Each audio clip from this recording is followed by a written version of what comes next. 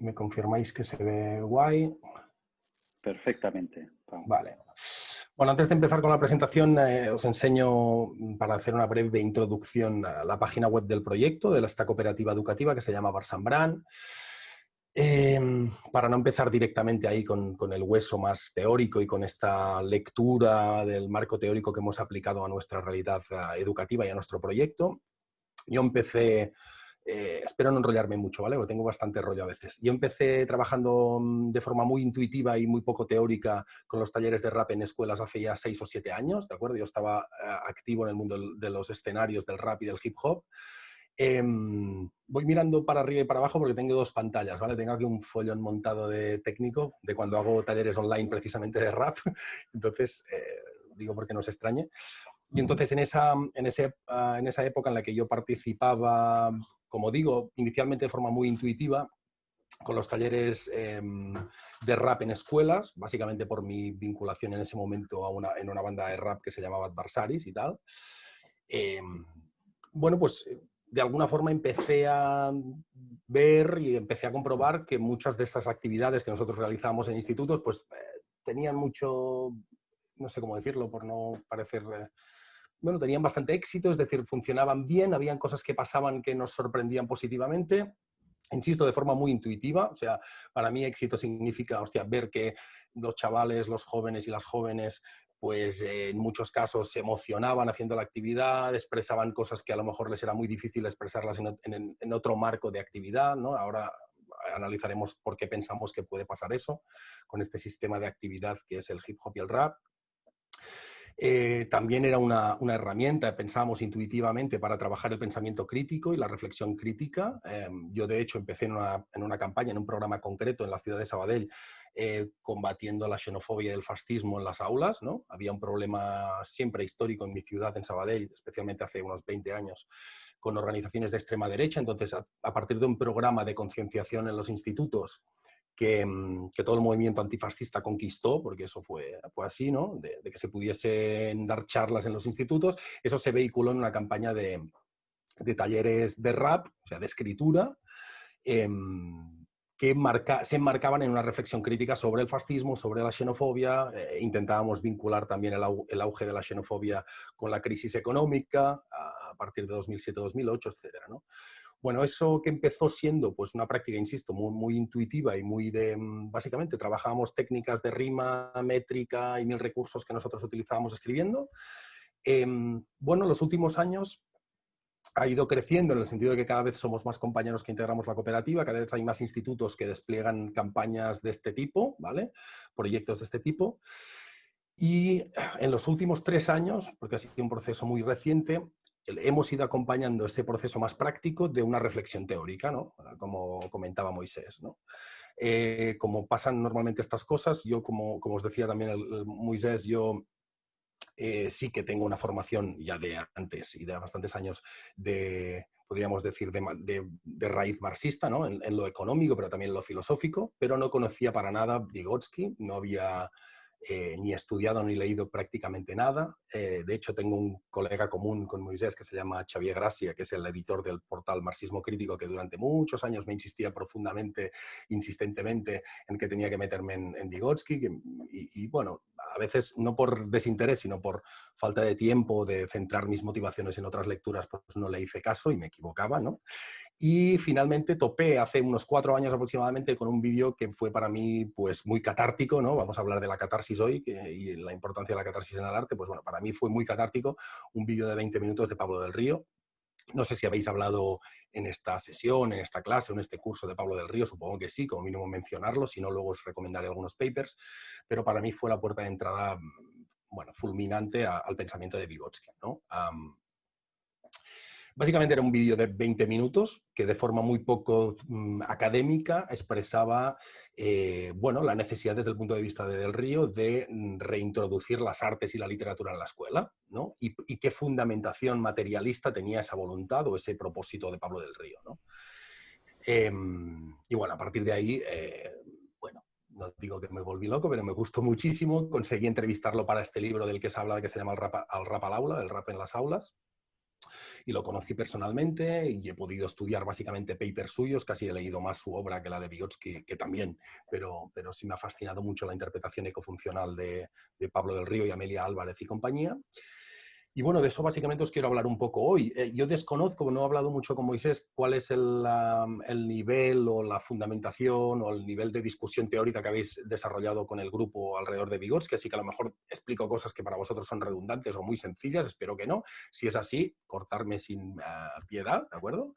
Y mi idea es enmarcar o explicar podríamos decir, las aportaciones teóricas que más nos han inspirado para entender por qué estaba funcionando esta actividad en las aulas, y ver cómo lo hemos aplicado en el esquema, podríamos decir, la estructura básica en la que montamos esos talleres de rap, que básicamente veréis tienen 4 fases y en cada una de las 4 fases intentamos respetar o inspirarnos en algunos principios educativos enunciados por Pablo del Río y que conectan con esta tradición histórico-cultural de Vygotsky y tal, ¿no?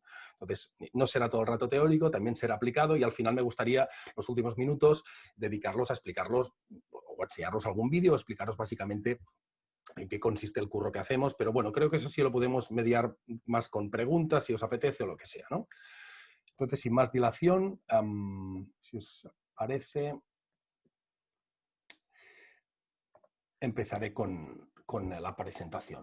Moisès, si hi ha algun moment que no se sent bé o no es veu bé o se'm talla o el que sigui, tu talla'm sense pietat, ¿vale? De moment, perfecte, Pau. Tant la visualització com el so, perfecte. Vale, muchísimas gracias.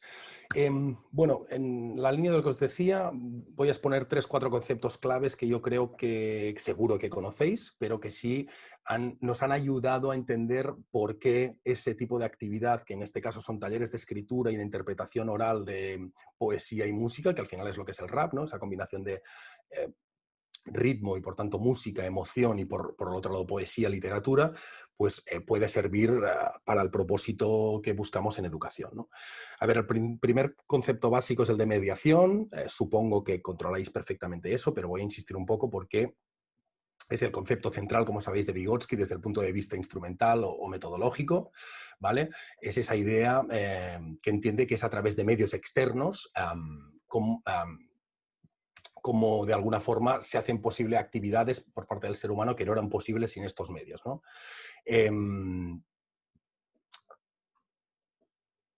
Fijaros, el concepto de filogénesis es importante aquí, ¿no? Es decir, primero, la idea principal vinculada con la mediación es que la mente se construye, una idea que os puede parecer muy trivial, pero a mí me pareció muy reveladora, porque, como os digo, no conocía y no era conocedor de las principales aportaciones de esta corriente. La idea, por lo tanto, de que enfrontada al innatismo, ¿no? La cultura construye no solamente, o sea, nos reconstruye cerebralmente y físicamente el cerebro, o sea que existe, como veis, una filogénesis individualizada tanto de las funciones naturales como superiores. Sabéis que las funciones naturales son las que nos vinculan a los animales, por decirlo así, y las funciones superiores del sistema funcional humano serían pues las propiamente humanas, ¿no? ¿Cómo se hace esta construcción? Pues básicamente la idea es esa, es que se hace a través de una mediación, ¿no? Son conjuntos culturales de operadores los que nos permiten reconstruir esas funciones que primero son actividades externas, pero que se internalizan. El concepto de internalización es súper importante también en Vygotsky, en cada individuo como funciones superiores de la mente. Para ilustrar eso, hace poco en Twitter puse unos vídeos que me parecieron muy reveladores por la parte, si queréis, de las psicotecnias más del intelecto, ahora hablaremos de la diferencia, que es el tema del soroban, o sea, del ábaco, ¿no? Pablo del Río también siempre pone el ejemplo del ábaco como un instrumento brutal para aprender o internalizar la función superior del cálculo, ¿no?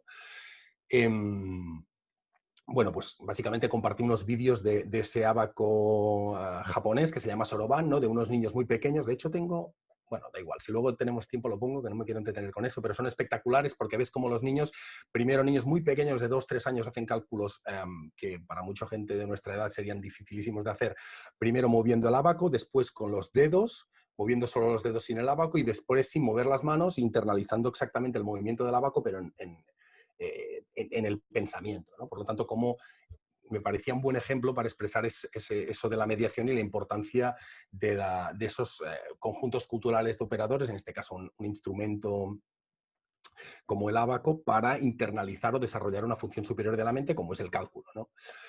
Bueno, como sabéis, los mediadores no tienen por qué ser objetuales, pueden ser signos. De hecho, el signo es un concepto muy importante también en Vygotsky, y el lenguaje es un mediador entre mediadores, ¿no? Y otro concepto que desarrollo aquí vinculado con la mediación es el concepto de psicotecnia. Como sabéis, la psicotecnia precisamente es esa acción sociocultural, podríamos decir, mediante la cual se realiza esa construcción mediada de las funciones, y a mí me pareció muy inspiradora esta diferencia entre las psicotecnias del intelecto. Por ejemplo, hemos dado una psicotecnia del intelecto clara, ¿no? La acción de utilizar un ábaco es una acción sociocultural porque tiene origen social y es un objeto externo a la mente humana, y a través de la interacción y la acción con este objeto yo aprendo la función superior del cálculo. Pero igual que existen psicotecnias del intelecto, y esa es la aportación que me parece clave de Pablo del Río, ¿no? La que yo me parece, como os decía, catártica, es la idea de que hay psicotecnias del sentimiento. O sea, que igual que se tiene que desarrollar funciones superiores como el cálculo, como el razonamiento abstracto, etcétera, gracias, insisto, a mediadores y a mediaciones, también es una construcción mediada al desarrollo de los sentimientos a partir de las emociones, que ese desarrollo de los sentimientos se tiene que construir, igual que la capacidad de razonamiento, que no es innata y que, por lo tanto, a diferencia de lo que decía Piaget y otros referentes teóricos, no es cierto que la capacidad o el sentimiento moral o el juicio moral aparezca por sí solo a los 12 años en un niño, sino que se tiene que construir. Y esa construcción es mediada y esas mediaciones se llaman psicotecnias del sentimiento.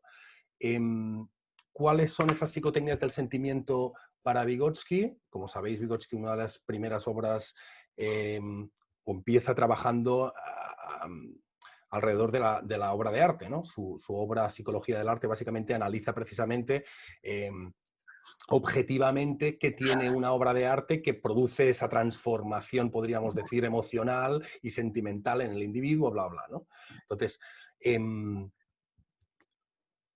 ¿cuál es una mediación, podríamos decir, clave para desarrollar o para transformar esas...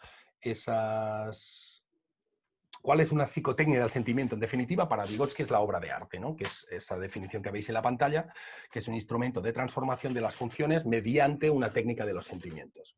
Entonces, bueno, aquí es donde nosotros ya empezamos a conectar todo ese concepto. Bueno, otro que me estoy olvidando, pero que es el que da título a esta diapositiva, que es el tema de la teoría dramática de la conciencia, ¿no? Como la neurociencia ha demostrado en los últimos años, ¿no? Y en eso David Bueno y otros compañeros que han hecho una divulgación, yo creo, excelente de la cuestión de la neurociencia, ¿no? Para no expertos como nosotros, han demostrado la emoción y la acción son claves para el desarrollo del sistema neurológico. Es decir, no se desarrollan las capacidades en el vacío, como os he dicho, sino a través de la acción, y la emoción es clave. Entonces, eso permite a Vygotsky hablar de la teoría dramática de la conciencia, es decir, de lo importante que es el drama, la narración, la literatura, la fábula, a la hora de construir planos de futuro, es decir, de analizar cuál es nuestro presente, de dar sentido a nuestra vida. Luego hablaremos de la motivación y la orientación y el sentido, ¿no?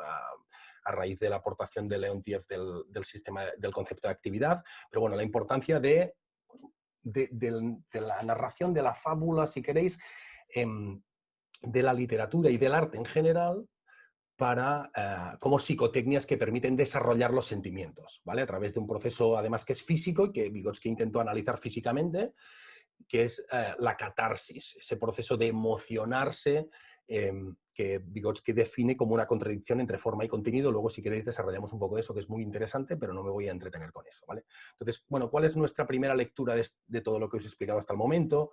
Mediación y también teoría dramática de la conciencia. Bueno, la idea de que el rap es una psicotecnia de los sentimientos de cabeza a los pies. O sea, tiene una vinculación muy significativa con muchos alumnos, les permite desarrollar estas funciones superiores del sentimiento de forma situada y semántica, en un lenguaje que les es cercano y propio, con el impulso, además, emocional de la música. Es decir, para mí tiene más potencia, en eso a veces me discuto con algunos profesores, ¿no? Tiene hasta más potencia para mí que la poesía meramente escrita y no pensada para ser recitada, porque tiene ese componente oral, esa vinculación con la música, etcétera, etcétera. Y recuperando este concepto de Vygotsky del drama, yo digo también en el libro, si queréis un poco, bueno, haciendo un ejercicio un poco, en catalán dirían pals pels, pero yo creo que está bastante, como mínimo yo lo defiendo, ¿sí? Que el rap es drama también. Es decir, cuando tú estás interpretando unos versos delante de un grupo, de tu grupo de afinidad, de tu clase, en un escenario, en realidad estás interpretando un papel. Cuando tú escribes un verso no tiene por qué describir lo que tú sientes exactamente el verso, por tanto estás construyendo este escenario virtual, como dice Pablo del Río, ¿no? Esto es literal de lo que él explica. Te permite comprenderte a ti mismo. Yo tengo un recuerdo muy, muy vivo de eso, ¿no? De por qué narices. Este proceso teórico también me ha permitido pensar por qué empecé a escribir, por qué me gustaba escribir, cómo, ¿no? Por qué nace eso, ¿no? Y al final, cuando una chica o un chico están escribiendo rap, en el fondo lo que están haciendo es intentar comprenderse, intentar hablar en voz alta, ¿no? Podríamos decir, y orientarse en su vida, construir eso que Pablo siempre habla del plano de futuro, ¿no? ¿Qué quiero hacer con mi vida? Cómo me estoy relacionando con mis padres, si lo estoy haciendo bien o no, me cago en el profesor porque me dice no sé qué, estoy enamorado de tal. O sea, todo lo que de alguna forma es relevante, motiva y orienta su vida, lo está reflejando a través de la escritura, ¿no? Y siendo fiel un poco a lo que no he comentado en la diapositiva anterior, ¿no? Que Del Río siempre saca de Unamuno, la mejor forma de leer es escribir, y la mejor forma de leerse es escribirse, ¿no? Por tanto, el rap en ese sentido también es una herramienta que nos permite conectar con toda esa dimensión tan importante de la construcción, insisto, de las funciones superiores del sentimiento a través de una actividad práctica súper significativa y muy cercana a los chavales, ¿no? Vale, entonces, supongo que de esta primera parte no hay, bueno, si hay preguntas luego me comentáis. Y otro concepto muy interesante, hemos hablado de mediación por un lado, y sobre todo de mediación y de la teoría dramática de la conciencia, luego está el concepto de actividad, que es otro concepto central en toda la corriente histórico-cultural, ¿de acuerdo? De hecho, en algún libro, concretamente en este de Vygotsky, la formación social de la mente, que antes comentábamos, veo que hay una cierta discusión de si el concepto metodológico clave en Vygotsky es el signo o es la mediación o es la actividad, ¿no? En realidad, para mí, yo los veo muy mezclados, pero en cualquier caso sí que es cierto que las aportaciones en relación a la teoría de la actividad son más propias de Leontiev, ¿no? Como sabéis, hay una troika soviética que son Luria, Leontiev y Vygotsky, y estas aportaciones en relación a la importancia de la actividad como sistema son de Leontiev. Bueno, para mí es importante entender esta pirámide de la que podríamos decir es una jerarquía de la actividad según Leontiev para entender qué es lo que pasa en la escuela. Yo creo que en la escuela falta precisamente el objetivo y el motivo. O sea, en la escuela hay operaciones. Bueno, introduzco muy rápido qué es esta distinción entre operación, acción y actividad, pero creo que a lo mejor ya os suena, ¿vale? O sea, la idea es... de hecho, tengo aquí un esquema que nos puede servir. Creo que puse precisamente, exacto, el ejemplo del cambio de marchas, la conducción de un coche y el motivo, ¿no? Si queréis leo textualmente, pero se entiende perfectamente con este ejemplo, ¿no? Dice Leontiev, al principio, cada operación como cambiar de marcha se forma como una acción específicamente subordinada a este objetivo y tiene su propia base de orientación consciente. Dice, más adelante, esta acción se incluye en otra. Por ejemplo, variar la velocidad del automóvil, cambiar de marcha se convierte en uno de los métodos para alcanzar el objetivo. La operación efectúa la variación de velocidad y ahora cambiar de marcha deja de realizarse como un proceso orientado a un objetivo. Su objetivo no está aislado. Ahora se entiende mucho más a partir de ahora, dice, para la conciencia del conductor, cambiar de marcha en circunstancias normales es como si no existiera. Hace algo más, sale en automóvil de un lugar, sube por cuestas, tal. Dice, en realidad, y como se sabe, esta operación, cambiar de marcha, se puede eliminar por completo de la actividad del conductor y realizarse de forma automática. En general, el destino de la operación se convierte tarde o temprano en función de la máquina. Es decir, las operaciones son las acciones más básicas que hasta se pueden mecanizar por Leontiev y que tienen menos sentido. Se integran en otro tipo de categoría en esta jerarquía de la actividad, que es la acción, ¿vale? Que es ese tipo de actividad que está, o de práctica, que está orientada a un objetivo. El objetivo en este caso, a lo mejor, como vemos en el ejemplo del coche, sería subir una cuesta, llegar a casa de no sé quién y tal. ¿Cuál sería la actividad para mí en este ejemplo de Leontiev? Pues no sé, yo me imagino que el motivo del sistema de actividad, coger el coche, sería bueno, voy a ver a esa chica o ese chico del que estoy enamorado, o me voy a sacar el carnet de coche porque tengo ganas de ir a un concierto para ver a esa chica que no sé qué. Ese motivo, esa orientación, que al final es el motor que nos mueve, no vamos a aprender a, a conducir un coche a la autoescuela porque nos guste mover las marchas. O sea, sí, pues yo creo que eso está muy ausente en el colegio. Es decir, hay objetivos, hay acciones, evaluaciones muy informacionalistas, muy basadas en los contenidos, pero falta un motivo, falta un corazón y un aprendizaje con sentido y que motive al alumno. Yo creo que eso es básico y es una traslación que hacemos de este sistema de actividad de la UNTIEF, ¿no? Bueno, alguien puede pensar, sí, el objetivo está claro, es aprobar exámenes, pero claro, me refiero a algo más significativo que eso, o sea, algo más significativo que pensar que un chaval con 12 años ya está pensando que básicamente el objetivo es que a los 17 tendrá que sacar buena nota en la selectividad para entrar a la universidad, porque eso no motiva a nadie. De hecho, una de las cosas que explica David Bueno, este neurocientífico del que os he hablado, es que precisamente el plano de futuro, como es una función superior que se tiene que construir, un chaval de 12 años no lo tiene. Y por lo tanto, tú le dices a un chaval de 12 años que se preocupe por lo que le va a pasar en 4 años y estás haciendo el primo porque no se va a preocupar jamás en la vida. O sea, le da absolutamente igual lo que pase con 17 años, a no ser que sea un pavo o una pava súper maduros emocionalmente, ¿no? Por lo tanto, necesitamos, creo, actividades prácticas educativas que conecten con motivaciones más cercanos a la realidad de los chavales y que estén más conectados con su realidad, con sus preocupaciones, etcétera, ¿no? Bueno, la siguiente diapositiva no la voy a desarrollar porque creo que es más interesante que nos centremos en otra cosa, pero básicamente es el desarrollo que hizo Engerstrom de este triángulo expandido teniendo en cuenta otros niveles, ¿no? O sea, la cuestión de la comunidad, las reglas, etcétera, pero sí me gusta, para resumir lo que hemos visto hasta ahora, ya que estamos siendo un poco rápido, esta frase de Cole, ¿no? Que resume para mí perfectamente cuál es la aportación de toda esta corriente histórico-cultural que hasta el momento hemos centrado en Vygotsky, Leontiev y Luria. Fijaros, dice, la tesis fundamental de la escuela rusa histórico-cultural es que la estructura y el desarrollo de los procesos psicológicos humanos surgen, no son innatos, surgen, fijaros, todas las palabras son importantes en este párrafo, ¿no? Surgen mediante la actividad práctica, ya hemos hablado de la actividad. Esta actividad práctica es mediada culturalmente, por tanto la cultura es imprescindible, es muy importante, también hablaremos ahora de esto, y está desarrollada a lo largo de la historia. Por tanto hay sociogénesis, podríamos decir, historicogénesis, lo importante de la historia, luego veremos cómo aplicamos nosotros esto en nuestros talleres también, aunque parezca mentira, también de alguna forma hemos pensado cómo utilizar este concepto de la historicogénesis en nuestros talleres. Pero bueno, esas dos ideas fundamentales, la actividad práctica y la mediación de la cultura. Con eso tenemos las dos ideas centrales de Vygotsky, de esta aportación que nosotros utilizamos para los talleres, ¿no?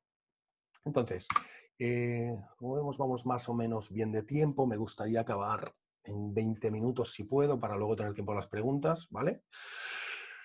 Bueno, no me entretendré en eso. Básicamente, como os he dicho, Vygotsky analiza la cuestión de la catarsis. Pablo del Río pone mucho énfasis en la idea de que no es posible que el colegio obvie sistemáticamente la necesidad de producir catarsis en el colegio y que ese cortocircuito emocional que nos permite desarrollar las funciones superiores del sentimiento esté absolutamente ausente del colegio, o sea, que no haya teatro, que no haya música, que no haya literatura, que no haya emoción, que no haya nada, ¿vale? Que es un desastre. Él siempre insiste en la idea, precisamente, ya sabemos la diferencia, ¿no? De que se pone mucho énfasis en el desarrollo de las funciones intelectuales y no en las del sentimiento. Bien, pues bueno, básicamente aquí lo que expreso es que el rap es una herramienta fantástica para, no solamente el rap, pero el teatro, el relato, la poesía, para ensayar esta transformación en situaciones ficticias y aprender a controlar las emociones, otra cosa que también siempre explica Pablo, ¿no? ¿No? Pedimos que los chavales controlen sus emociones. La falta de control emocional nos genera muchos problemas a nivel social, pero es que estamos omitiendo esas psicotecnias que son básicas para construir ese control emocional, ¿no? Entonces, importantísimo reintroducir el arte y la literatura, en este caso, en nuestro caso el rap, para desarrollar eso, ¿no?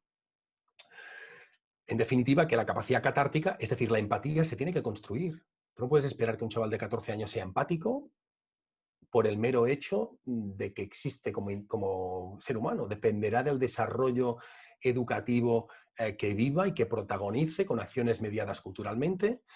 Y yo siempre también digo una cosa provocativamente, algunas veces cuando me han invitado a charlar, esos chavales que sacan en este modelo tan, como diría, tan informacionalista, tan centrado en los contenidos, tan centrado en un sistema que se basa en empollar para los exámenes y ser el mejor desplegando, desarrollando argumentos lógicos en exámenes, ¿vale? Que yo no digo que no sea importante hacer eso, ¿vale? A mí me gustaba también hacer eso y me gusta hacer eso, pero un sistema que está, académico que está tan basado únicamente en eso, bueno, decía que digo provocativamente que esos chavales y chavalas que sacan dieces en la selectividad, ¿no? Que cada año salen en las noticias, no sé si los que sois de Latinoamérica eso pasa en vuestro caso, pues no sé cómo es el sistema de admisión en la universidad, pero aquí hay un momento del año que siempre nos enseñan en la tele esos chavales que sacan dieces en la SELE, que son los mejores estudiantes de Cataluña y tal. Y yo siempre pienso, bueno, a mí nadie me garantiza que estos chavales no sean psicópatas dentro de 2 años. O sea, porque en realidad están demostrando algo que tiene un valor, pero relativo. Es decir, idealizar ese tipo de aprendizajes. Otra cosa, por cierto, disculpad que voy bombardeando con referencias, pero os pueden interesar. Ken Robinson, ¿no? Falleció hace muy poco, experto en educación. Nos decía, básicamente la educación está pensada ¿para qué? Para construir profesores de universidad, con todo el respeto por los aquí presentes.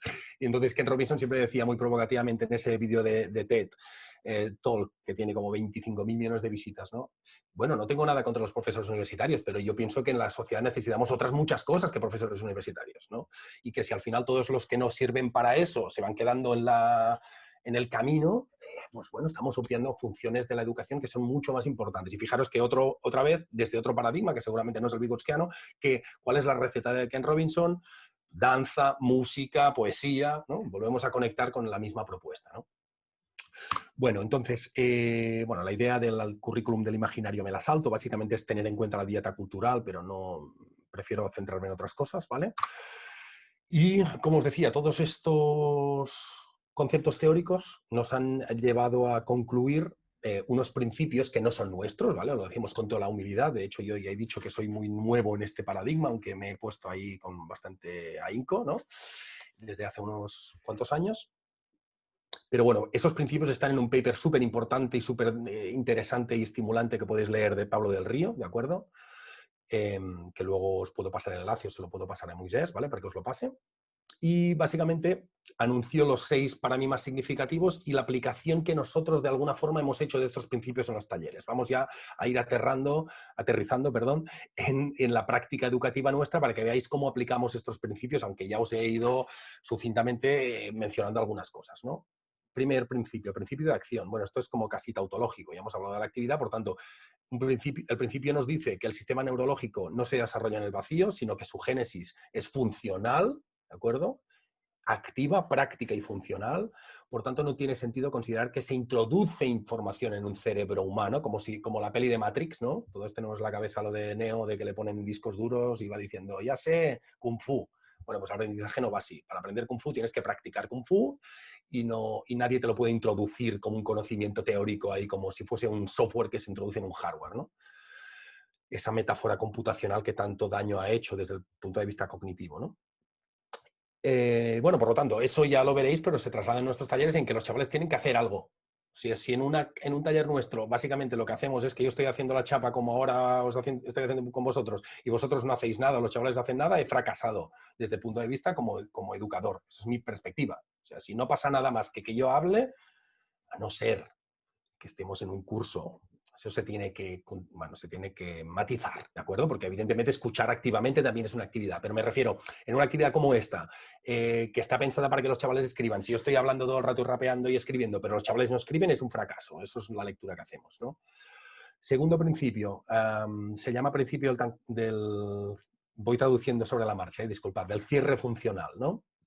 Es esa idea que las actividades han de estar dirigidas a una finalidad y ser coherentes, no pueden producirse de forma parcial, inacabadas y sin tener un significado personal para el alumno protagonista, ¿vale? Por lo tanto, eso ya lo veremos, pero en nuestro caso se plasma mayoritariamente en la idea de que desde el principio del taller de la actividad de escritura ya planteamos cuál es el objetivo y qué van a acabar haciendo ellos, ¿no? En este caso, escribir su estrofa, rapearla delante del aula. Si tenemos más sesiones, grabarla y hasta grabar un videoclip, es decir, un cierre funcional que dé sentido a la actividad y que dé motivación a la actividad. No lo he comentado porque era un poco rápido cuando estábamos hablando de la pirámide, la jerarquía de actividad de Leontief, pero la actividad siempre está vinculada a la motivación. Es decir, tener una orientación y un cierre funcional me ayuda a desarrollar la motivación en el alumnado y en la gente que está participando en el taller. Tercer principio, principio de flexibilidad. Bueno, eso es muy obvio, ¿no? Cada chaval es distinto, dinámico, singular y tienes que atender a la diversidad de cada chaval y cada chavala.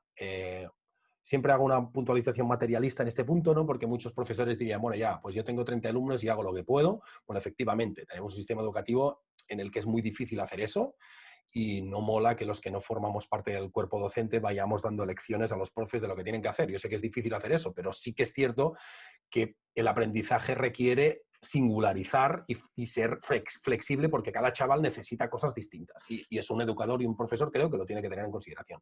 Que luego viva en un sistema de mierda privatizado, liberalizado, donde la escuela pública sufre recortes y donde no hay suficientes docentes, pues eso es otra lucha, que está muy relacionada, pero en cualquier caso eso no quita que lo interesante sería atender a esa diversidad, ¿no? Cuarto principio, el principio social, eso casi también es tautológico, ¿no? Lo que nos dice el principio es esa idea de que la distribución social de la actividad se articula con la distribución psicológica de las funciones, por lo tanto, nuestra translación de ese principio es importante que haya personas significativas que estén fuera, o sea, extramuros de la escuela y entren a la escuela. O sea, tampoco podemos pensar que la escuela es un sitio donde el profesor tiene que hacerlo todo. El profesor también tiene que conectar, pensamos, el alumnado con cosas que pasan en la sociedad de interés. Ojo, porque los neoliberales también están muy interesados en que la escuela se conecte a la sociedad vía mercado, ¿no? Y que sea muy consciente de las necesidades del mercado, etcétera. No es esa la lectura. Pero sí es cierto que si en arte, literatura, creatividad y no sé, luchas sociales, pues hay cosas que pasan de interés fuera de la escuela, pensamos que este principio nos empuja a vincular el alumnado con lo que pasa fuera de la escuela, ¿no? Y voy acabando, disculpar, el principio ecológico, muy importante también, es esa idea que el sistema funcional es externo, o sea, no, lo que sabemos hacer, nuestras capacidades no están aquí dentro solamente, ¿no? Por decirlo llanamente, con un ejemplo si queréis más absurdo, si yo tengo una calculadora, sé calcular, otro pensará que no sé calcular porque no puedo desarrollarlo sin la calculadora, pero la calculadora es una herramienta que me permite dominar la función del cálculo con un objeto externo, por lo tanto, el conocimiento y el sistema funcional está socialmente e instrumentalmente anclado en el exterior, ¿de acuerdo? Y por lo tanto, la traslación que tiene ese principio en nuestra práctica es que el sistema educativo no puede obviar los caparazones culturales de los chavales. ¿Qué escuchan los chavales? ¿Qué música escuchan? ¿Qué libros leen? ¿Qué películas ven? O sea, ¿cómo puede estar eso ajeno a lo que pasa en un aula de secundaria? Para mí es muy importante, ¿no? Y en eso nosotros intentamos pues, siempre pues, preguntar qué música se escucha, escuchar música con ellos, es decir, tener este diálogo que además es importante porque somos de generaciones ya distintas. Yo tengo 38 años, para un chaval de 18 años yo soy un vejestorio, entonces yo no puedo ir con mis referentes de rap de los años 90 a un aula porque no voy a hacer nada de bueno con los chavales. Entonces, estar atentos, escuchar... estar actualizado, podríamos decir, ¿no? Para ver qué es lo que está pasando, no para... podríamos decir, considerar que lo que se escucha es bueno per se, ni mucho menos, sino para poder intervenir educativamente en lo que se está escuchando y que los chavales sean capaces, juntamente con el profesor, de construir su propia dieta cultural de forma activa. No solo como escuchantes de música, como escuchantes o como lectores de libros, sino como escritores de libros, como escritores de rap, como dramaturgos. O sea, es esa idea importantísima que en el fondo está en la base de todos los modelos o propuestas educativas interesantes, como la Drama Education en Inglaterra, como lo que estamos proponiendo con el rap aquí, etcétera, que es que los chavales hagan cosas, no que lean libros, que también, sino que también puedan escribirlos, que puedan escribir rap, que puedan escribir obras de teatro, que puedan tal, ¿no? Y finalmente, el último principio, que es el que siempre pone énfasis Pablo del Río, ¿no? Como os digo, casi nada de lo que hay aquí es nuestro, o sea, con toda la humildad os lo digo, son aprendizajes de gente que ha pensado mucho mejor que nosotros todo esto. Principio directivo, súper revelador para mí eso, ¿no? La idea de que eso se tiene que desarrollar, o sea, ¿dónde diriges tu vida? En la medida de tus posibilidades, cómo controlas la orientación de tu vida, cómo eres consciente de cuando de si no la estás controlando, qué factores son los que dificultan ese control, ¿no? Para mí eso va muy ligado a la conciencia crítica sobre el capitalismo, sobre 1000 sistemas de dominación, especialmente uno, el capitalismo, que es el fundamental que nos impide desarrollar nuestra esencia humana, ¿no? Por lo tanto, principio directivo en la educación es eso, brindar todas las herramientas para que los chavales puedan tomar el rumbo de su vida, que tendría que ser la función de las funciones de la especie humana, ¿no? Bueno, y ahora sí prometo, voy acabando. Fijaros que hay una parte del libro, esto lo he sacado del libro, que son las 4 fases de un taller. Nosotros este libro lo hemos escrito especialmente para docentes, para profes, para que tengan una orientación que a lo mejor les pueda inspirar sobre cómo organizamos nuestros talleres, en qué 4 fases siempre, independientemente que sea un taller de una sesión de 3, de 4, en qué 4 fases ordenamos nuestra actividad, nuestros talleres, ¿de acuerdo? Y qué principios, como veis aquí abajo, son los que intentamos respetar o tener en cuenta en esa... A ver, que no se me mueve el mouse, no sé qué pasa. Aquí, vale, es que ahora me está estorbando esto. Un momento. Vale, ahora lo puedo mover aquí. Como veis aquí, qué principio rige en esta fase del taller y cuáles son los objetivos. Voy rápido, ¿de acuerdo? Para que os lo imaginéis. Primero, en un taller, la primera fase la numanem, la llamamos marco crítico. Aquí es donde nosotros hacemos lo que yo os decía que hacía para combatir el fascismo y la xenofobia en los primeros talleres que hacía, que es tener un debate sobre la temática que queremos poner en el centro del aula con los chavales y las chavalas. En ese caso yo discutía sobre el auge de la extrema derecha, sobre qué pensaba, ¿no? ¿Qué pensaban ellos que estaba haciendo que cada vez más gente estuviese comprando esos argumentos xenófobos, etcétera, etcétera? Bueno, este tipo de discusiones sobre temas críticos que pensamos que es importante trabajar en el aula, pero explico aquí siempre intentamos priorizar la emoción al verbalismo. Fijaros, estamos ya empezando a introducir conceptos de los que hemos hablado. Es decir, si yo estoy media hora hablando de mi experiencia, bueno, si es de mi experiencia aún, pero de conceptos teóricos, de fascismo y racismo, no sé qué, a los 20 minutos una parte sustancial del aula va desconectado. Por tanto, ¿cómo es hacerlo priorizando la emoción al verbalismo? En nuestro caso, por ejemplo, un videoclip de un tema que hable sobre eso es mucho más efectivo para mí que media hora pegando la chapa. Un videoclip que sea significativo para los chavales, donde haya una reflexión antifascista, donde visualmente, emocionalmente, musicalmente se pueda conectar, ¿no? Os pongo un ejemplo que no es, en este caso, de lucha contra la xenofobia y el fascismo, sino que es básicamente este año hemos tenido bastante trabajo de profes y gente que nos ha pedido, hostia, queremos que afloren todos los problemas emocionales derivados de la pandemia, ¿no? Que los chavales tengan un espacio donde expresar qué les está pasando con esta mierda de situación en la que estamos, ¿no? Disculpar mi vocabulario a veces un poco de calle. Bueno, pues entonces, yo utilicé un vídeo que los compañeros de Latinoamérica a lo mejor conoceréis, pero que a mí me encantó en esta pandemia, que fue el vídeo este de René, ¿no? Del cantante de Calle 13, que él publicó, creo que fue en el mes de marzo o abril. Yo recuerdo perfectamente que escuché este vídeo, no sé por qué narices, y me puse a llorar. Este marzo, ¿no? Cuando lo escuché, me recuerdo porque me fui para el gimnasio, estaba aquí en esta calle, no sé qué, me escuché el tema y hostia, este tema tiene algo, ¿no? Lo que decíamos de la catarsis, la propiedad objetiva de las obras de arte. Este tema, para mí, como mínimo, tiene algo.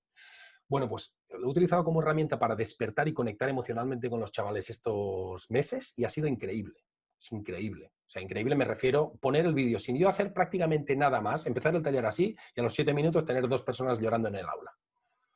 Que, a ver, uno dirá, pues tampoco, pues bueno, para mí es muy importante. Es decir, generar dejarse ir para expresar cosas, porque como uno cuando se está emocionando con ese tema, que al final no deja de ser un tema biográfico de René, lo que está haciendo esa chavala que se está emocionando, que es pensar en su padre, pensar en su madre, pensar en cómo se está sintiendo, eso está empezando a aflorar y eso es lo que luego se puede canalizar con la escritura del rap, ¿no?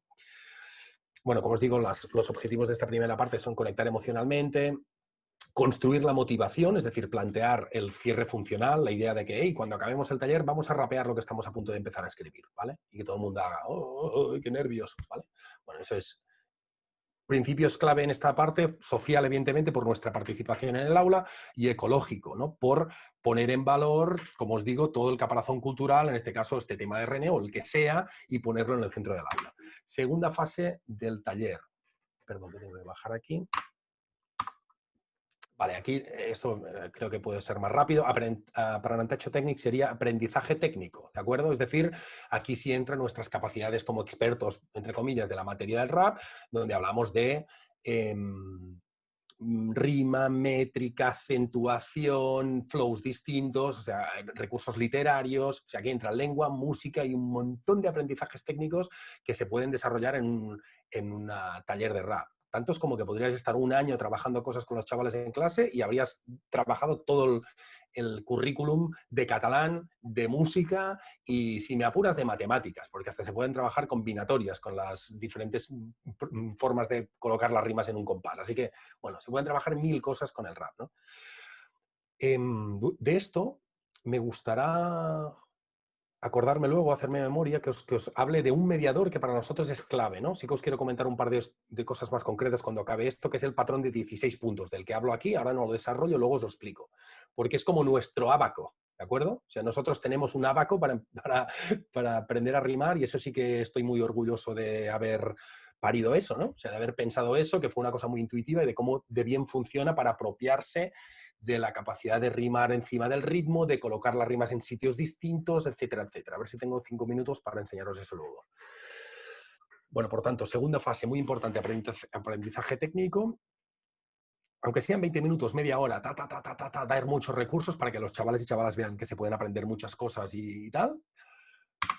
Tercera fase, acción creativa, lo que os he dicho. Aquí ya me tengo que callar, tenemos que estar como mínimo 20 minutos, media hora, si tenemos un taller de 2 horas, aunque sea, que los chavales y chavalas escriban. Tenemos que empezar a escribir música de fondo y cada uno está en silencio o en grupo, pero preferiblemente en silencio si hay poco tiempo, escribiendo, probando, y nosotros vamos pasando y vamos ayudando a los chavales a escribir en ese proceso, ¿no? Fijaros que aquí acompaño individualmente al proceso, introduciendo recursos rítmicos, literarios o creativos, funcionalmente. Otra de las cosas de las que estamos muy orgullosos, que están en el libro. Esa reordenación funcional de los recursos literarios. A ver si me explico. No sé si vosotros tenéis el mismo recuerdo que yo de estudiar los recursos literarios en la escuela como algo verbalista, no lo siguiente. Es decir, ¿qué es una sinécdoque? Bla, bla, bla, bla, bla, bla, bla. ¿Qué es una anáfora? Pues bli, bli, bli, bli, bli, bli, bli. Una cosa que vomitas en una semana en el examen y que al cabo de una semana no te acuerdas absolutamente de nada. ¿Qué es una nadiplosis? ¿Qué es una no sé qué? Bueno, lo que dice siempre Pablo del Río, los que utilizan esos recursos son los que los controlan. Tú vas en un patio de colegio donde un chaval sepa rapear y se haya visto un montón de vídeos de batallas de rap o una chavala y sabrá mejor que el profesor que es una nadiplosis y que es una catáfora. Eso primero, yo te lo digo. Y se sorprendería el profesor hasta qué punto sabe que es una paranomasia un chaval de 14 años que le gusta el rap, ¿vale?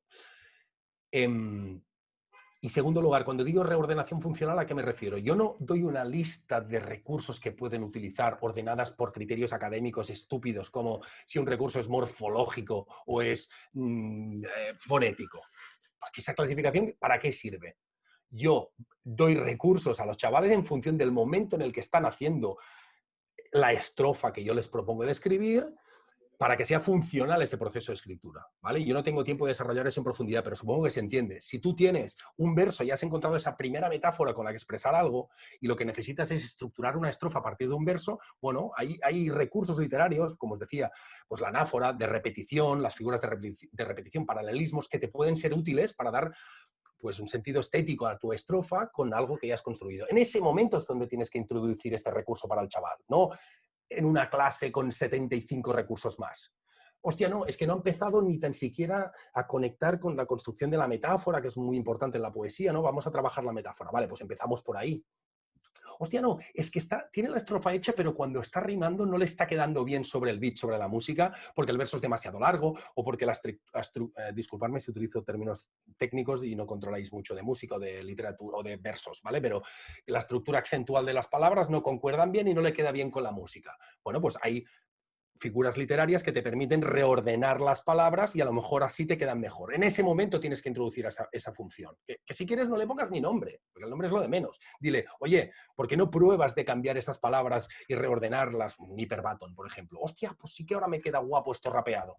¿Vale? Pues ¿qué hemos hecho? Aquí teníamos 2 sílabas tónicas consecutivas, hemos generado un patrón rítmico, tónica, átona, tónica, átona, tónica, átona. Hostia, ¿cómo camina esto de bien? Claro, aquí estás explicando una cosa que le es útil al chaval o a la chavala y lo estás introduciendo cuando toca. Por lo tanto, disculpadme que me haya enrollado con esto, pero muy importante, funcionalmente significa eso. Cuando en el proceso de creación se necesita algo, el educador lo ofrece al alumno. Para mí eso es la clave. Es muy difícil hacer eso, pero para mí es la clave, ¿no? Y otra cosa importante de esta fase es la idea de que no tenemos, disculparme que me he pasado una diapositiva, no tenemos un rol corrector para nada. O sea, tú no puedes ir ahí y decir, ay, este verso no me gusta o tal. No, nuestra actitud siempre es en el aula, es así todo el rato. Aunque no, o sea, lo digo sinceramente, aunque te parezca normal el verso. O sea, porque tú no puedes sacar a un chaval que a lo mejor su primera percepción es, hostia, esto no lo sé hacer, qué timidez, además este tío me va a hacer rapear al final del aula, delante es la chica esta que me mola, o el chico, no sé qué y tal, qué movida. Como no estés tú generando un entorno de, guau, eres el puto jefe rapeando, no va a salir nadie a rapear. Por lo tanto, ¿cuál es nuestra actitud? Aunque tú vayas explicando cosas y proponiendo cambios, siempre desde el, lo que estás haciendo es brutal. Siempre, siempre. No, es que no es brutal lo que hace. ¿Y qué? ¿Y qué? O sea, ¿y qué? Pues díselo, porque lo que tienes es que acompañar, sin paternalismos, pero sí, joder, está haciendo algo que tiene valor, está empezando un proceso que a lo mejor ahora objetivamente en ese verso no es la hostia, pero ha empezado a hacer algo que tiene mucho valor. Pues joder, vamos a ponerlo en valor, ¿no? Todos creo que tenemos 1000 traumas de tener papeles demasiado censores en nuestra infancia, ¿no? En nuestra infancia de, ay, todo está mal, hostia puta. Todo está bien, de entrada todo está bien. O sea, como mínimo esa es nuestra actitud e intentamos hacerlo eso en los talleres, ¿no? Bueno, y finalmente última fase es el cierre funcional. Eso es la aplicación directa de un principio. Es decir, vamos a acabar el taller con todo el mundo rapeando delante del agua, casi como si fuese del aula, casi como si fuese un bolo, un ambiente que te cagas, venga, un aplauso para Marta. Marta sale, rapea, no sé qué tal. ¿Que tenemos más talleres y más sesiones? Pues el cierre funcional será traer nuestros trastos y grabar a los chavales para que se graben rapeando y las chavalas y tal. ¿Que tenemos más tiempo? Vamos a hacer un videoclip. Podemos escribir el storyboard del videoclip y que propongan localizaciones de su barrio, que conecte con su biografía, 1000 cosas. Se pueden hacer 1000 cosas, pero siempre un cierre funcional, ¿no? Que sirva para algo, ¿no? ¿Qué más significativo que algo como esto, como esta actividad para un chaval de esta edad, ¿no?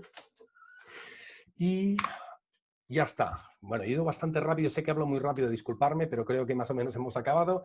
Quería referirme a 2 cositas más y ya os dejo preguntar, ¿vale?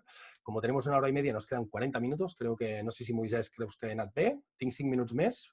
Molt bé, Pau, i tant. Sí, fins a les 7, tranquil·lament. Perfecte. Vale, no, només era para comentaros esos 2 elementos que me han faltado de comentar, que para mí vinculan muy bien con Vygotsky, con esa lectura histórico-cultural y que utilizamos en los talleres. Primera, el tema de la mediación. Voy a enseñaros eso compartiendo pantalla. Bueno, lo tengo aquí. Si os fijáis, esto que veis en la pantalla es... ¿Lo estáis viendo? Moisés, ¿me confirmas que os veo la pantalla del campus? Sí, perfectamente. Vale. Sí. Tenemos un espacio en Internet que está montado sobre Moodle, que es un campus virtual, ¿de acuerdo? Bueno, que veis la página principal. O sea, aparte de nuestra página web que habéis visto antes, tenemos este campus virtual donde hemos subido muchas actividades, teoría y práctica para hacer muchas cosas en relación al rap. Disculpadme. Y a otras disciplinas también, no solamente el rap, ¿no? Bueno, si entro en el taller de rap avanzado, donde está todo el material, veis que aquí tenemos 5 unidades distintas, aprendizaje contextual, es decir, que es el hip hop, contexto cultural, bla, bla, bla, bla. Voy a centrarme para explicaros eso en la parte más técnica, ¿no? Que hemos visto en la segunda parte del taller, que es estructura rítmica, métrica, rima y flow, ¿no? Fijaros. Bueno, siempre empezamos el taller explicando. Déjame que ponga un poco de música, que así nos lo vamos a pasar mejor aún. YouTube, ahora tengo que ponerla por fuera de los altavoces para que la oigáis. Pondremos una instrumental para enseñar eso. Me quito los cascos, a ver si se me oye.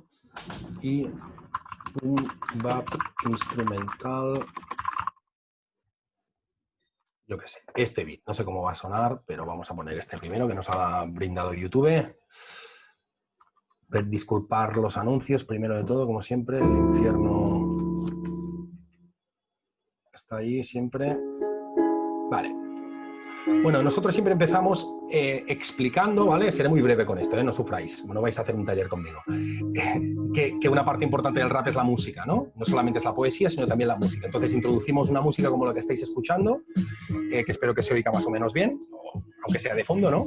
Y siempre explicamos que la unidad fundamental de una canción musical es el compás. Los compases de rap son muy sencillos, son de 4 negras, ¿vale? Que es lo que veis en la pantalla. Es decir, si yo hago mover la cabeza a toda la gente de la clase y les hago contar de 1 hasta 4, van a localizar sin problemas intuitivamente que es un compás. Eso lo hace mi hijo casi de 1 año, ¿vale? O sea, lo hace todo el mundo. Entonces haríamos esto, ¿no?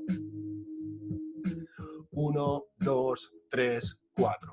1, 2, 3, 4. Estoy cantando al ritmo de la música y localizando que dura un compás. Bien, ¿para qué es importante eso? Fijaros, este es el mediador del que os quería hablar, estos 16 puntos. Algunos dirán, bueno, tampoco has descubierto el oro. Bueno, pues es una herramienta que es muy sencilla, pero es muy útil, ¿vale? Muy útil. Estos 16 puntos son estos golpes de voz que yo he pegado diciendo 1, 2, 3, 4, durante 4 compases. Es decir, si yo voy siguiendo la música, voy marcando los compases, lo percibiréis perfectamente. 1, 2, 3, 4. 1, 2, 3, 4. Tercer compás, 2, 3, 4 y cuarto, y se acaba la estrofa. 3, 3, 4. Y aquí se acaba la estrofa. Fijaros que ya no estoy saltando de espacio, estoy hablando de literatura. No música, sino literatura. ¿Por qué? Ahora lo veréis claramente la potencia del mediador. De hecho, hasta os pediré que con el micro apagado, para que no os dé vergüenza, me acompañéis rapeando esta estrofa que vais a ver ahora. Como ya conozco el mediador y soy consciente, bueno, claro, está en catalán, vais a pillar que te cagas. Los que seáis de catalanes, ¿vale? El resto, haced lo que podáis. Como ya soy consciente de que cada uno de estos puntos acompaña una negra del compás, y ahora tengo la estrofa escrita en este esquema, no escrita en una hoja cualquiera desordenada, sino inserida en ese esquema, este esquema me brinda la información de dónde tengo que rapear cada palabra. Es un diagrama de flow, ¿entendéis? Entonces tú le pones esta estrofa a un chaval sin este diagrama de flow, es decir, sin estar ubicada en estos 16 puntos y no sabe cómo rapearla en esta música ni de chiste, pero tú le pones esto y te sigue perfectamente. Fijaros, lo hago una vez y luego me acompañáis, ¿vale? Me la voy a rapear 2 veces. És una estrofa muy sencilla esta, ¿vale? Jo encara no imagino quin és el final, arrossegada per la llum, lluny d'allò, insà, expressar idees sense por, això ja no es fa, obro 1001 capes cada cop que vull parlar. ¿Okay? Es muy sencillo, al final es un niño de 6 años, os lo juro, sabe hacer eso, porque está moviendo la cabeza al ritmo de la música y por tanto sigue perfectamente el recitativo. Entonces, esto que te permite todo el desarrollo técnico, flows distintos, rimas internas, que eso es lo que a lo mejor no controláis, pero podríais aprender en un taller nuestro, ¿vale? Que existen en el rap, se pueden explicar con este patrón. Por ejemplo, fijaros este siguiente patrón. Es un patrón mucho más vacío. Aquí los chavales ya ven perfectamente que aquí hay algunos acentos donde hay silencio. No tengo que decirle, párate un momento detrás de Al puño al cel. No, no, lo ven perfectamente. Están moviendo la cabeza y rapean, ¿qué? Pues perfectamente, como el artista que se rapea esta estrofa, hacen algo así. 3, 2, 1, al puño al cel. Ahí se ha acabado el beat, disculparme. Pongo otro, porque este era bastante feo además. A ver qué suena.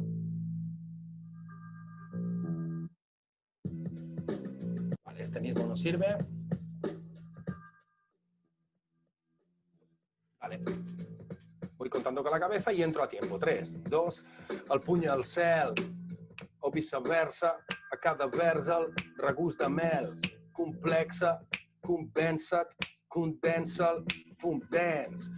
Yo puedo explicar cómo funciona el medio tiempo, es decir, el modo rítmico de medio tiempo, de ir rapeando más lento y más silencios, con este esquema súper fácilmente. Puedo explicarle que hay rimas internas, por ejemplo, que se puede rimar este acento con este. No hace falta rimar al final como hacen los niños pequeños, que eso es lo que hacemos con el rap, colocar un montón de rimas internas. Bueno, eso es un mediador para mí clarísimo, un instrumento psicológico brutal para adueñarse de la capacidad de rapear súper rápidamente. O sea, en serio, planteas este esquema en una clase y de golpe todos los recursos parecen mucho más fáciles de los que son, ¿no? Bueno, creo que ya se ha entendido, no me voy a enrollar más.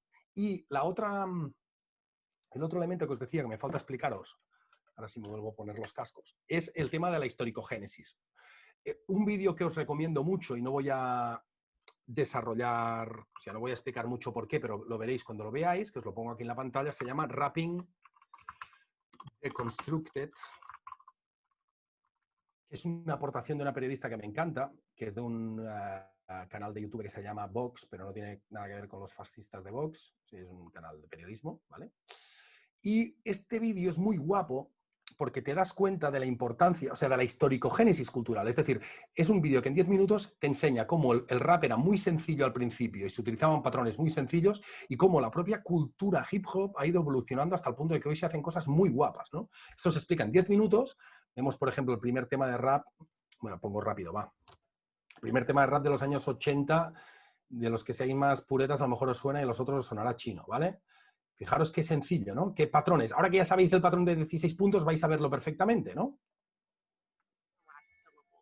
A ver, un momento, que suene por los baffles. He writes about it. A bar is a grouping together of 4 beats. Un momento. Before guys like Rakim. Fijaros, primer tema de rap comercial casi de la historia, 1980. ¿Qué pasa? First commercially successful rap songs from 1980, The Breaks by Curtis Blow.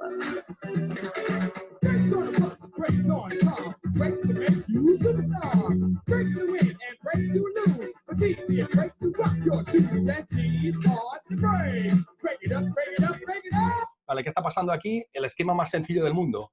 Historicogénesis. Quien empieza a rapear, no hay una cultura de hip hop en todo el mundo, en todos los idiomas, que ha hecho aportaciones técnicas brutales como han habido en los últimos 50 años, y el primero que empieza a rapear hace pues lo más básico, rimas al final, rimas consonantes, end rhymes, estructuras caudadas A, B, B, o sea, lo más sencillo, las canciones infantiles de toda la vida, ¿vale?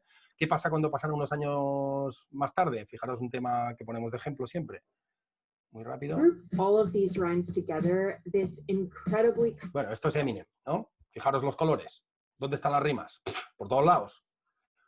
Ahora ya entendéis vosotros que aquí hay rimas internas que no pasan solamente en el cuarto acento, bla, bla, bla. Bueno, no me voy a enrollar, ¿vale? Que no es un taller de rap esto. Pero veis la importancia de la importancia de la historicogénesis. Igual que Pablo del Río, ya salgo de aquí, explica que él consiguió que los peores chavales de su clase haciendo matemáticas fuesen los mejores haciendo matemáticas, reconstruyendo históricamente cómo habían aparecido los conceptos matemáticos con sus mediadores, es decir, explicando el plano con la primera pared de la arquitectura o explicando la recta con la cuerda tensa, ¿no? O sea, reconstruyendo esa historia de los conceptos, pues nosotros reconstruimos.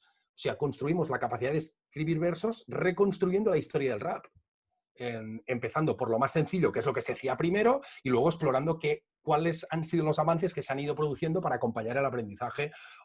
Es decir, la historicogénesis al servicio de la ontogénesis, para decirlo en términos, si queréis, más técnicos, ¿no? Creo que se entiende. Bueno, son las 9. Oh, perfecto, acabado. Disculparme, espero que haya sido de interés, y ahora sí tenemos media hora para comentar lo que os dé la gana. Y gracias por la paciencia, ¿vale? Brutal, Pau. Me ha encantado, nos ha encantado. Muchas gracias, Pau. Muchas gracias. Tenemos espacio, tenemos media hora para poder compartir comentarios, preguntas, cuestiones, dudas, lo que sea. Si queréis pedir la palabra mediante el chat, he ido compartiendo, Pau, a través del chat, pues todos los vídeos a los que has hecho referencia, qué el bien, artículo fantástico. de Pablo, etcétera, etcétera. O sea, y todo lo vamos a compartir luego si lo publicamos en YouTube. Qué que bien. yo creo que definitivamente sí, Pau, por favor, porque ha sido una maravilla. Muchísimas gracias, Pau. Moisés. No, Espero de que sí que verdad. haya sido de utilidad, la verdad. Y Vale, tanto. pues ¿qué? ¿Cómo lo veis el resto de gente? ¿Tenéis? Bueno, o tú primero si quieres mencionar lo que Venga, sea. no, ellos y ellas. Reacciones. Oye, ¿yo Reacciones, puedo hacer unas escaladas? ¿O está muy mal visto esto en una clase? Es que... Claro que puedes. Sí, ¿puedo? No, Estando en mi sí, casa, ¿puedo? además Vale. es un... Yo te diría que perjudica muy poquito, ¿no? Yo creo en la distancia, ¿no? No Vale, creo que... perfecto. Es tabaco, eso sí, tranquilos. Otra cosa buena de la música contamina, y la hemos utilizado para sobrellevar la situación y para sobrevivir, porque es pública, es social, es colectiva, se puede tal cual. El tabaco es... Sergio pide una pregunta. Adelante, Sergio. Sí, yo tengo una pregunta. Muchísimas gracias por tu intervención. Realmente me ha parecido muy interesante. Muchísimo, realmente. No. Cuando vi el nombre y todo, pues me llamó muchísimo la atención. Yo tengo solo una pregunta. ¿Cómo lo ven los estudiantes cuando entras al aula y le dices vamos a hacer esta actividad? ¿O cuál es la mayor resistencia que tú ves por parte de los alumnos frente a esta actividad totalmente nueva? Por lo general, yo soy de Ecuador, acá en Latinoamérica se mueve mucho el tema del rap, pero no necesariamente en el ámbito educativo. Entonces, cuando vi el título me llamó muchísimo la atención, pero ¿cuál es la mayor dificultad que tú ves en ese ámbito? Wow, a ver, ahí vas. Bueno, la dificultad, yo dificultad como tal no, o sea, a ver, sí que es cierto que primero, yo como os decía, estuve casi 10 años en activo en el mundo del hip hop aquí en Cataluña y en ese momento, pues bueno, con un grupo muy modesto y humilde, pero bueno, sí que había bastante gente en las aulas que aún me conocía. Ahora cada vez más un chaval de 14 años no tiene ni idea de mi historia musical, ¿vale? Y es perfecto que sea así. Pero sí que es cierto que solamente con la idea de que un artista, entre comillas, ¿no? Y no entre comillas, porque nosotros trabajamos no solamente conmigo, sino con mucha otra gente que sí está activa en los escenarios ahora mismo y tal. Entren en un aula ya es algo que llama la atención. O sea, un poco el vínculo lo tienes hecho rápido, aunque sea a partir de la curiosidad. O sea, ¿qué hace este pavo aquí, no? Entonces, bueno, dificultades sí, claro. En la medida en que tú planteas, por ejemplo, lo que he dicho del cierre funcional, de que los chavales tendrán que acabar rapeándose algo, para un porcentaje elevado del aula, eso es un poco drama. En plan, no, yo no. O sea, ves muchos al principio, ¿no? No lo voy a hacer. Entonces, para mí el curro del educador barra artista es generar ese vínculo, esa tranquilidad que he dicho, ese refuerzo positivo, ese dar herramientas, ese acompañar, podríamos decir, otro concepto importante, ¿no? La zona de desarrollo próximo, ¿no? Cuando tú estás escribiendo con los chavales, empujarles para que cojan confianza rapeando a su lado, que ellos rapeen a tu lado, para que luego se vean con confianza para salir. Pero bueno, sí que es cierto que es al principio algo difícil generar de saque, de cero, esa confianza para que ellos piensen que al cabo de 2 horas o de 2 sesiones pues podrán rapear algo delante de la clase, ¿no? Que es una cosa muy comprometida, especialmente en esas edades, ¿no? Qué vergüenza y tal, ¿no? Pero bueno, aparte de eso, dificultades pocas, o vamos, intentamos sortearlas, no sé. No se me ocurre más algo que diga, hostia. Listo, gracias. Muchas gracias. No, gracias a ti, Sergio, por la intervención y qué feliz poder hablar con alguien que esté tan lejos ahora, además con esta mierda de pandemia que casi sí. no vemos a nadie ni cerca, y poder hablar con alguien de tu bien. país es un placer enorme para mí. Gracias. Gracias, Sergio y Pau, gracias. Jaime ha pedido la palabra también. Adelante, Jaime.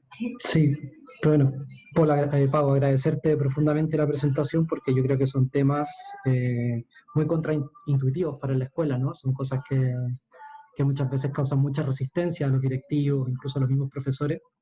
El tema del rap y, bueno, enseñar a partir de estas metodologías que también son menos convencionales, ¿no? Menos transmisivas, como es cierto.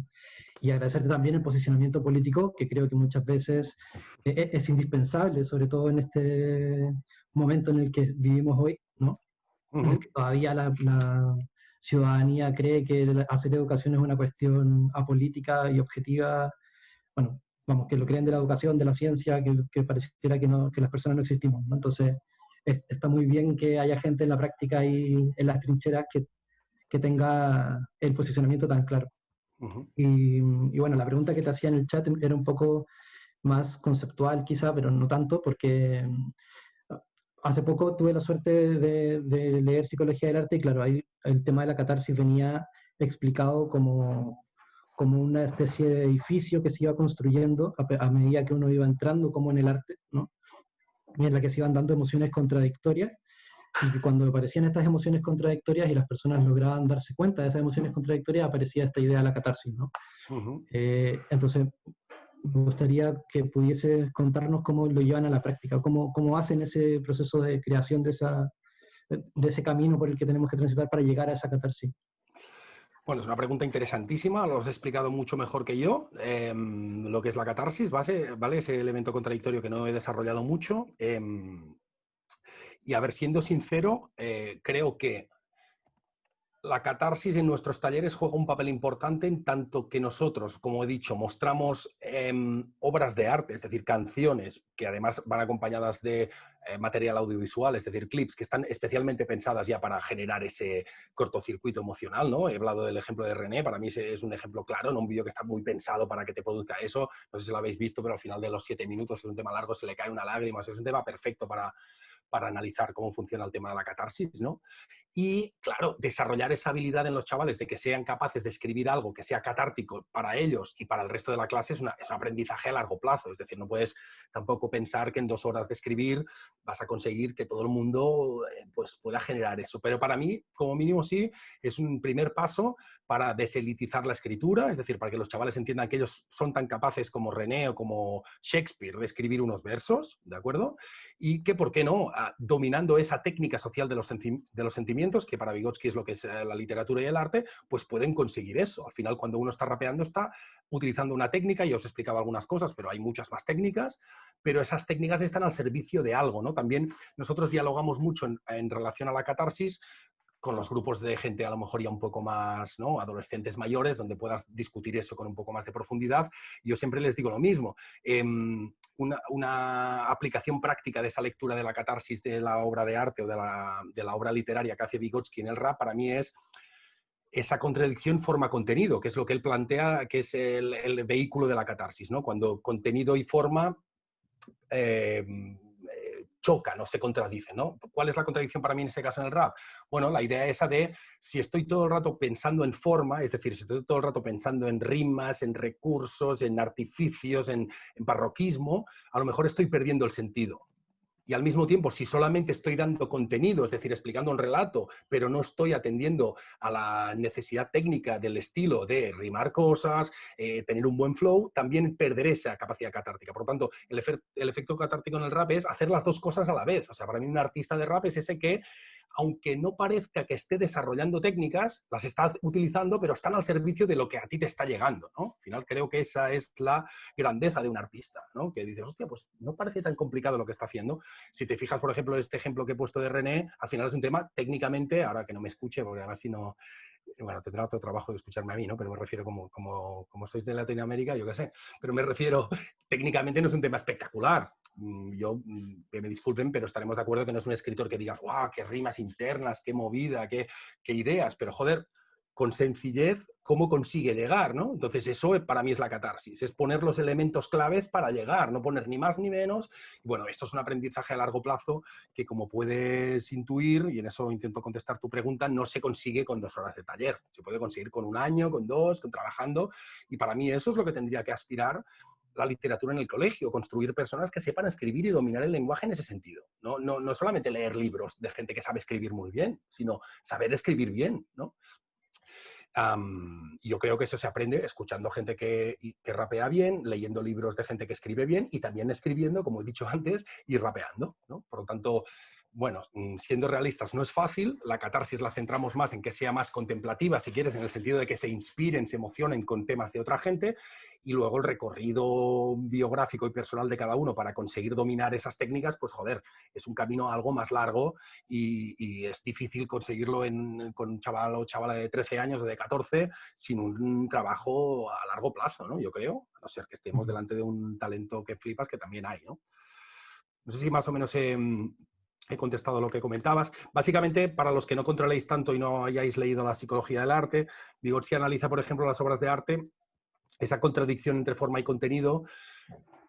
Se basa en distinguir lo que os digo, material, es decir, por ejemplo, en el caso de una novela, la historia con la... El otro concepto sería, disculparme, la trama, ¿no? Es decir, la trama es cómo el autor organiza un material. El material está dado, es una historia determinada.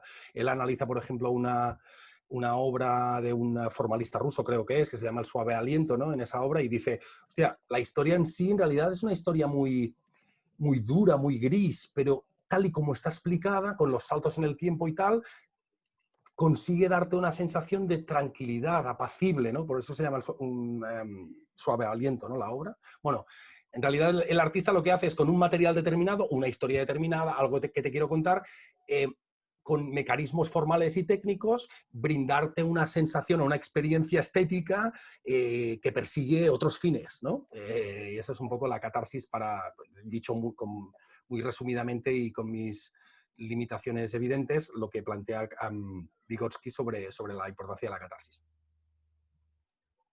Muy buena pregunta, Jaime, y buena reacción, Pau. Gracias. Karina, por favor, adelante. Sí, hola, voy. Hola, Muchas Karina. gracias, Pau, por compartir tu experiencia. Pues nada, yo como estoy un poquito alejada de este tema del rap, pero sin embargo me gusta mucho esto del arte y involucrarlo en el salón de clases. Yo soy profe también y profe universitaria. Y también tengo, como te digo, este tema del arte porque antes era bailarina y toda la cosa y sé cómo es este tema de poder expresar y mover las emociones. Entonces, yo más bien lo que me centraría en mi pregunta es este tema de las 4 fases del taller que ustedes, no sé, primero que me cuentes eso, ¿no? Si ustedes lo diseñaron a partir de la experiencia que tuvieron haciendo este taller y del resultado que tuvieron, y también en tu presentación dijiste que se los habías compartido a profesores para que lo puedan usar. Ujú. Entonces, en esa función, ¿cómo les ha ido? Porque me parece interesante estas 4 fases, ya que yo las hago de otra forma, pero está como bien, ¿no? Entonces, más o menos ahí, o sea, mi pregunta va por ahí, el Ujú. tema del taller, los objetivos que ustedes consideraron para que estas 4 fases tengan su resultado. Eso, gracias. Gracias a ti, una buenísima pregunta también. Bueno, básicamente, siendo súper sincero, primero vino la práctica, la intuición y luego la teoría. Es decir, estas fases ya existían en el taller cuando lo hacía hace 7 años y no sabía ni cuál era el nombre de pila de Vygotsky. Y lo hacía así. Es decir, lo hacía así, pero ojo, hemos perfeccionado muchas cosas gracias a la teoría, que creo que para eso está la teoría. Es decir, por ejemplo, una cosa que yo hacía muy mal al principio, creo, demasiado verbalismo. O sea, en esos talleres de concienciación sobre el fascismo y la xenofobia en mi ciudad, poca narración, poca aportación biográfica de mi experiencia, por ejemplo, como chaval que militó en organizaciones antifascistas, no sé qué, y mucho teoría, la xenofobia es esto, el racismo es esto, la extrema derecha tal, Hitler en los años 30, demasiada teoría que está muy bien, pero demasiada poca emoción y demasiado poco vínculo tal. Esto lo hemos ido perfeccionando, como te he dicho, ¿no? Pero la estructura ya existía, es decir, mi idea de primero plantear un marco crítico, debatir con los chavales y chavalas, luego dar herramientas técnicas, luego que escriban y luego que compartan lo que han escrito, esa estructura ya existía. Y básicamente para mí ese paradigma especialmente ecofuncional nos ha permitido, disculparme, perfeccionar más esas fases, entender qué está en juego en esas fases, es decir, cuando están escribiendo, pasar por todas las mesas ayudando, o sea, ese acompañamiento individualizado, ¿no? En correspondencia, por ejemplo, con el principio de flexibilidad, muy importante, ¿no? No puedes pensar que todo el mundo empieza desde el mismo nivel y desde el mismo sitio, por tanto, yo no puedo estar, si tengo el aula media hora escribiendo, estando ahí sentado en mi mesa esperando a ver qué pasa, no.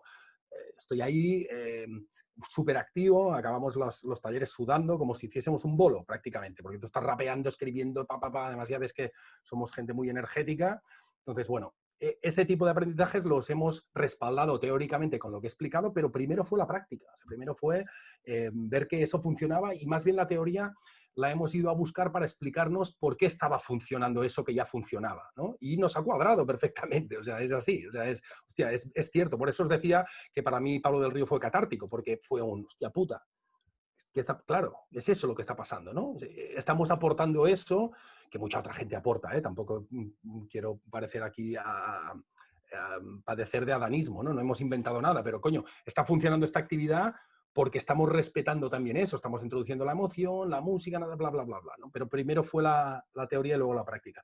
Y en relación a lo que me preguntas de si los profesores lo utilizan, bueno, yo lo decía con toda la humildad, para ahora que está tan en boga, y seguro que habéis discutido eso, del trabajo por proyectos, ¿no? Es decir, cómo en lugar de articular el conocimiento en asignaturas que están separadas entre ellas y no hay conexión entre ellas, cómo se intenta educar en base a proyectos en los cuales esos aprendizajes se desarrollan funcionalmente a una actividad, ¿no? Que es lo que hemos estado hablando, pues creo que este esquema nuestro, y que no es nuestro, ¿no? Esos principios pueden servir y orientar. Es importante que haya un cierre funcional, es decir, un final de la actividad al que el alumno se dirija y se oriente y se motive. Yo creo que sí es interesante, aunque no hagas un taller de rap, aunque hagas un taller de lo que quieras o un aprendizaje de lo que quieras.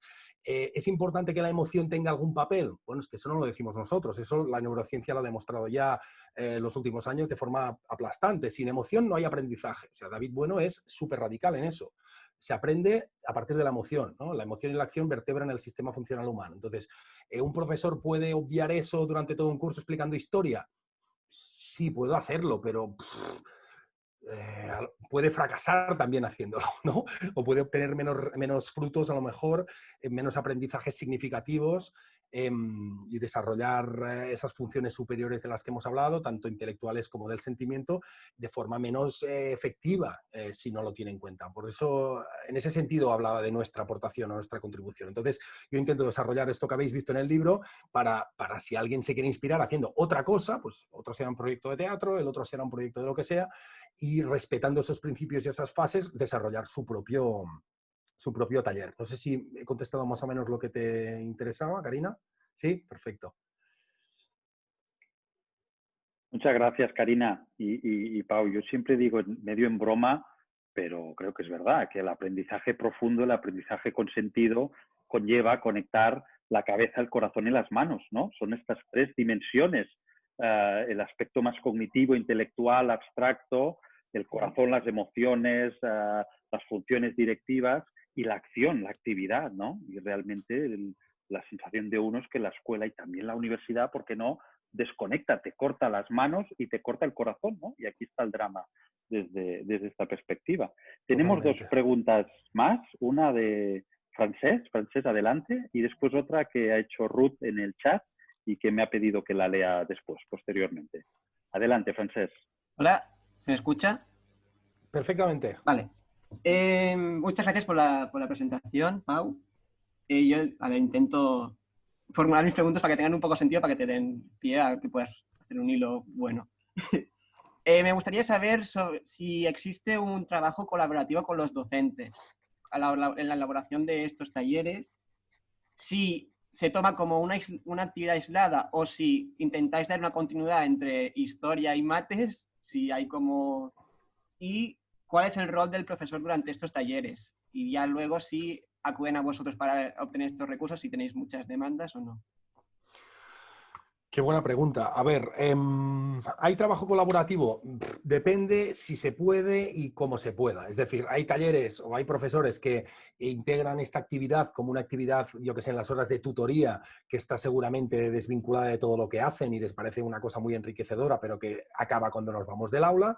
Pero precisamente nosotros hemos desarrollado tanto el libro como ese campus virtual que os he enseñado para que sea una herramienta para aquellos docentes que quieran tirar de ese hilo, ¿vale? Y entonces sí, a mí me consta que hay docentes que ya lo están haciendo. Ayer hablé con una compañera, profesora de Manresa, que se llama Julia, que me dijo, hostia, es que con el libro ya estamos trabajando muchas de estas cosas, o con el material. Es decir, nuestra motivación para construir esos materiales era precisamente socializar esas actividades que nos he enseñado, pero hay un montón en el campus virtual para que el profesor pueda utilizarlo en clase. Entonces, ¿hasta qué medida lo haga?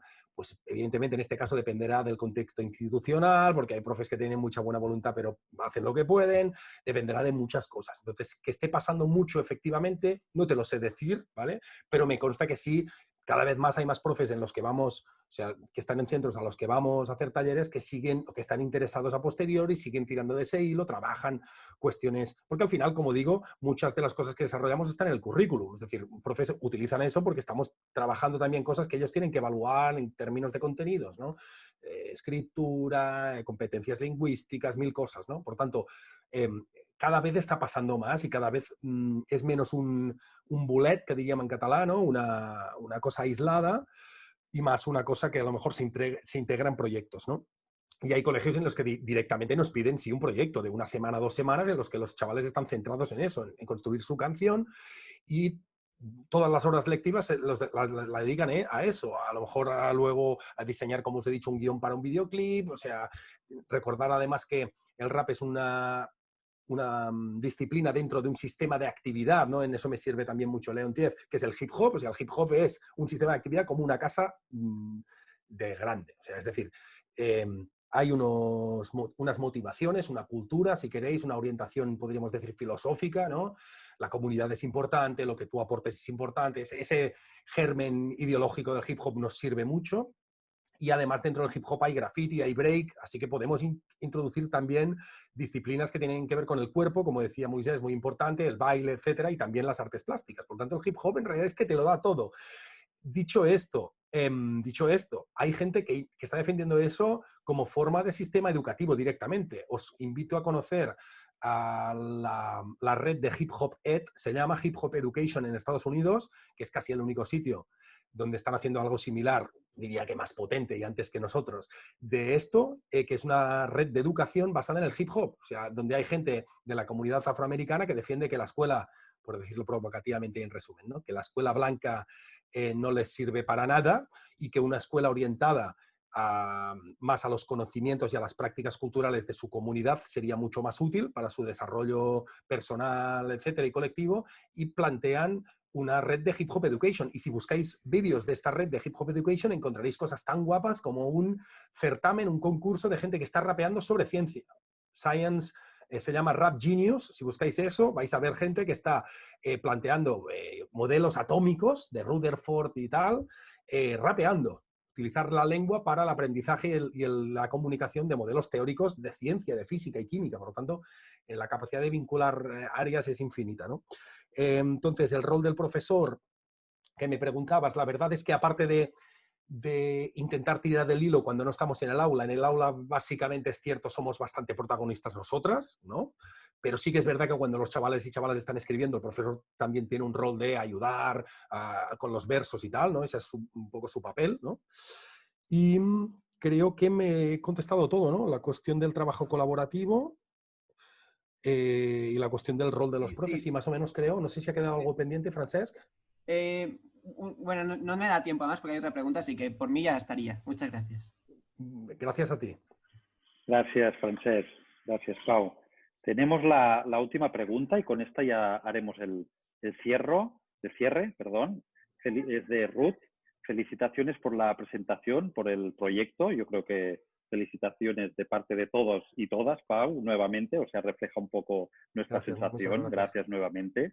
Has dejado muy claro el pensamiento de Vygotsky. El arte, al promover la relación entre la imaginación y la emoción, puede conducir a Perestroikania, que es este concepto que sabes que aparece en Psicología del Arte, pero después se diluye y aparece en sus últimos trabajos de su vida y ahora hay una gran discusión en relación a la Perestroikania, etcétera, etcétera, la vivencia, ¿no? Como unidad de análisis, etcétera. Es decir, conducir a eventos dramáticos que producen transformaciones. El arte en su forma de expresión por el rap es fantástico. Creo que es un lenguaje tan cercano a los jóvenes. Pregunto, ¿el proyecto acompaña a los alumnos después del taller para apoyar este proceso de transformación? ¿Hay este objetivo?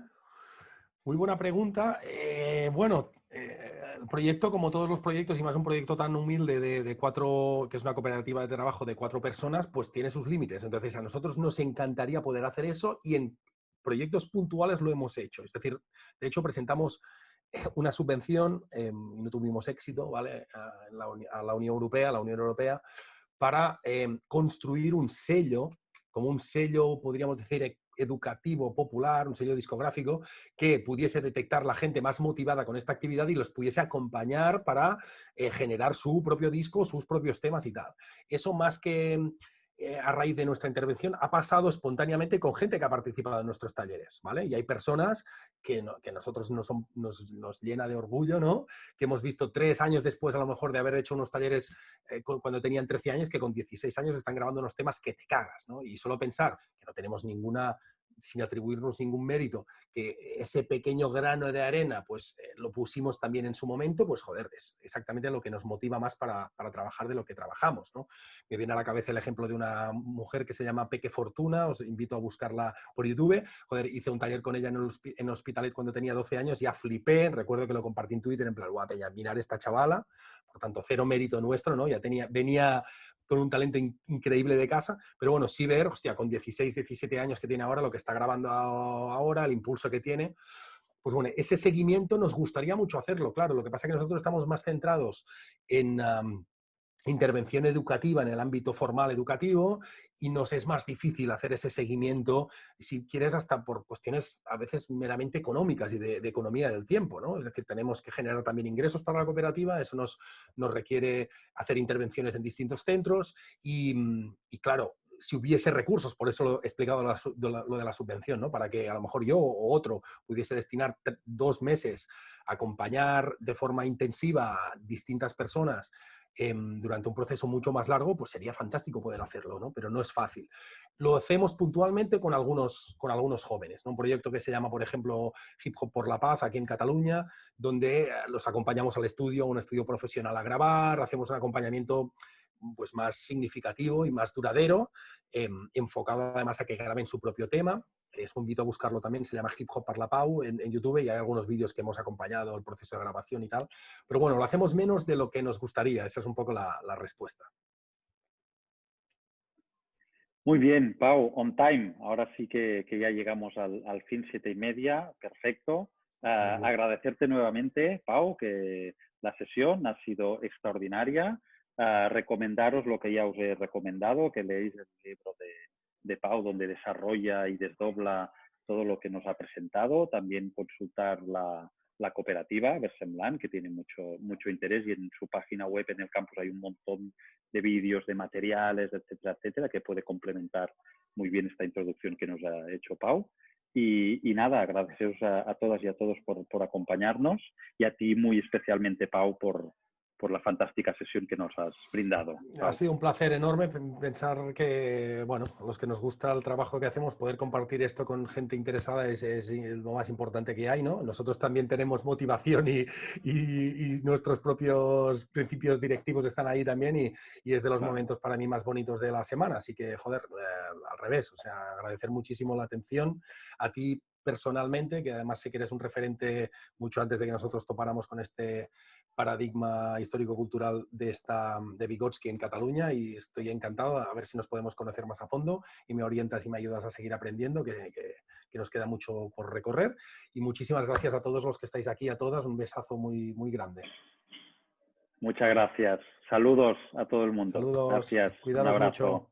Chao. Chao.